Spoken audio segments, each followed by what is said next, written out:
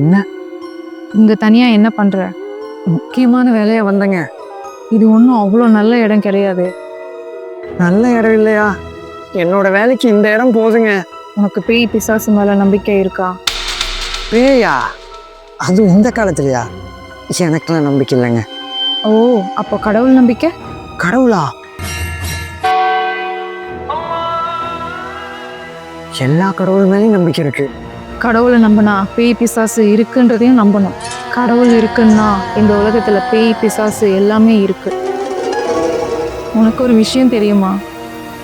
பின்னாடி இருக்கிறது சுடுகாடு. பிரேமா, இங்க தனியா என்ன பண்ணிட்டு இருக்க? தனியாவா? இவங்கிட்ட